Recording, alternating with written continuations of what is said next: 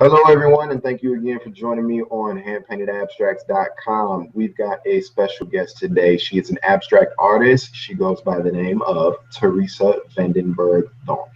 Theresa, why don't you say hello to everybody? Hello.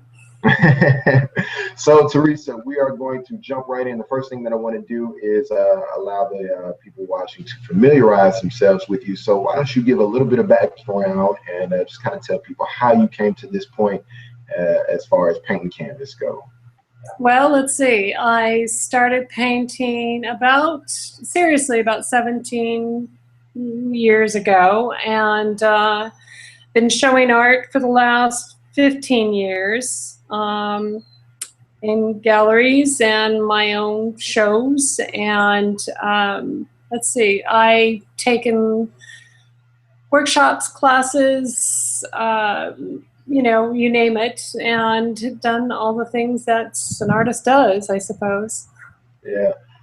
One thing I know from the last conversation that we had that really jumped out at me was you almost seemed very passionate about learning something and continuously, allowing yourself to be a sponge for new things. Can you kind of talk about how important it is as an artist, even if you're well established in your own style and everything, to continue to learn and what it means for your career? Well, I always take classes. I've been taking classes, and I still am taking classes. I just got out of a class this afternoon. It's so important to have feedback from other people. I pick certain instructors that I really identify with, and I'm always learning something new. I don't think you know it all. So, but it is the feedback and the energy from other people. You get kind of cubbied up in your studio, and you get into your own world, and I think getting outside of yourself is really important. So I take these classes to have interaction, to even learn more about materials are always changing. There's always something new going on.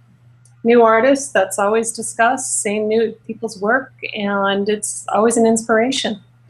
Yeah, it's just a part of being a part of the living organism rather than kind of being tucked off in your own corner. Exactly. Now, you also teach though, or have taught in the past. Can you talk a little bit about that, and then also how it feeds you to teach others, and how it's different than being on the student side of it? Just kind of talk about the difference between the two and how they both kind of play into your art as a whole.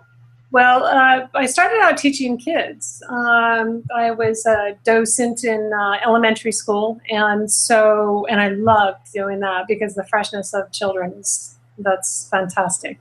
Yeah. And then went off, teaching adults, and you remind yourself of your basic form of, line, balance, all the basic elements of that, and that's a constant reminder, keeps you in track. Um, I love my teaching style is all about energy. It's all about just freeing yourself because people become so constricted and so tight as they go on in life. And I'm all about just losing yourself on the canvas. And one of the things that I do is even exercises on movement and holding the brush in a different way and attacking the canvas in a whole different perspective instead of you know, just doing things traditionally. I'm very untraditional about painting. I don't have certain rules. There's no rules or anything like that. So everything's really free form. But I have to say I love teaching kids because they're very refreshing. Um, Awesome. So with that, what I want to do is I want to show some of your artwork. Are you able to see my screen right now? yes, I am. All right. So with that being said, let's go over here. We're going to jump into some of your artwork, and I want you to just kind of talk about these pieces. So you know which piece I'm going to choose already here. Travel Journals Dutch Landscape Yeah. is, you know what, it's my first favorite, but my new favorite is one that you just put up, because when I was going to this one, I saw it. Travel Journals I just did that. I know. I'm like, what you're doing right now, this creative space that you're in is speaking to me so tough. You know, But So funny you say that because I'm fighting this tooth and nail. It's the most literal stuff I've done in a long time, but I keep going back to it. There's something about, I'm really into depth, into Mhm. being pulled into the piece. That's really important. And I feel that this latest series of these landscapes, if you want to call them landscapes, are, see, like this isn't a landscape. This is a study that I did on just line and movement and energy. I was just, and that was previous to the landscapes. The landscapes are my most recent one. And matter of fact, the one you just showed that I just put online is, and the one previous to that is basically a, this one, yeah, that one right there. I just finished that, just a little bit ago. As a matter of fact. So now, you know what I really loved about you that you shared with me from the last call was how hands-on with life you are. Just kind of talk about some of the things that you do in your active physical life, and then we're going to take that and kind of transition it over to a canvas. I'm a very physical person. I do a lot of activities. I'm a crew rower, hiker, you name it. I'm always so physical and so out there. I live in San Diego where we're outside all the time. And so I'm a physical person in general. And so when I go into my work, I am scratching, scraping, knives, screwdrivers. Yes, and it's so apparent. You really get that hands-on feel. So how important is that for you when someone is talking about potentially investing in your artwork or buying a new piece from you? Is that one of the things that you really want them to feel or walk away with? I think that's totally it. I think that that's me. I mean, when I'm thinking about my art, it isn't this topic of a landscape. It's the fact that it's me and my art. I am so physical with it. And I don't go in with too much of a preconceived idea. It just happens. And it's all about energy. And that's basically it. I just have a lot of energy and I put it all on the canvas.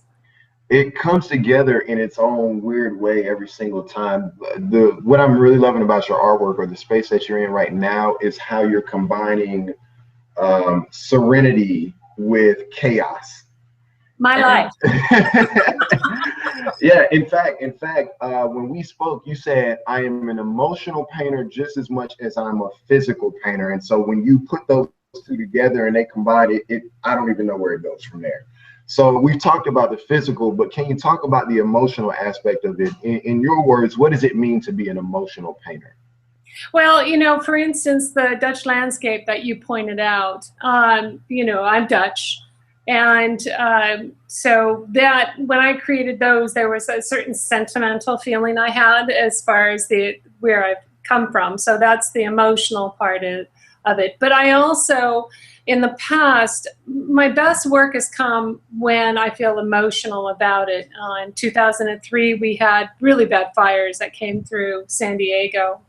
And I had many friends that lost their homes and all their possessions. And so as a tribute to that, I did a whole series called the Fire/Work series that I took old Christmas ornaments, you couldn't tell they were, but any chart items from their home, incorporated them into my art, and then I blowtorched the paint around it. Wow. And I felt that was an extremely strong, because I was feeling so strong about what I was creating because it was so emotional. Yeah. Having friends passing and then doing a whole line of work from that. And now I'm on to my next phase. I'm in a big transition in my life. Things are changing a lot, and I'm starting to see my work reflect that now as well. So taking everything that you just said, these phases that you go through as a person, they play out on the canvas. Talk to me about when you go through a very exhausting phase in life, like to the point where it's like, I don't even have the energy to create. How do you push through that? How do you push through that? And why is it so important to push through that? It's funny because I get energized by art. When I start painting, I lose myself completely. And so whether you're fatigued or it doesn't matter, because I'm so I'm completely lost in it. I mean, I don't see my surroundings. I don't see anything. I'm completely absorbed. So now emotionally drained, you tap into something. It could be something I hear, or the background sounds, anything. I'm just so sensitive to everything around me, and it all plays into what I create on my canvases. So, what's been your latest inspiration? Well, like I said, I'm going through a huge transition right now, and I've been really trying to figure out what I want to do and where I want to go. Travel is huge for me, and hence the latest series. Keep traveling, because whatever you Oh, see, yeah. wherever you go, that's right in my wheelhouse right there. Well, it's interesting because the one you showed on Zatisa, the most recent one I posted, I just got back from St. John and the Virgin Islands, and the turquoise water. I mean, that just that was so brilliant and so amazing that that was the first thing I had to do when I got back, was Yes. somehow implement that. And So travel is obviously a huge inspiration for you. Where are some of the favorite places you've been? well, most of our family's in Europe, and so we go to Europe a lot. I love France. My husband's from France, and well, I love Holland. I love France, but my favorite, Thailand, was not bad. It was very eye-opening. So that was last year, and it was culturally and color and smells and senses was very invigorating. Do you think that your art would be what it is right now if it were not for the travels? I would tap into something else, but it has a huge influence. Prior to the series that I was doing an aerial series, and aerial, it was because it was the information, the inspiration of being on the plane and looking out of the window and seeing all this mass patterns. And so I got into this whole series of that. So previous to the landscapes that you're seeing, I was already influenced by all the traveling through these patterns on aerials. So it's just a huge influence. Yeah. Talk to me a little bit about how you balance all of the projects that you're working on, because then you also have a business as well.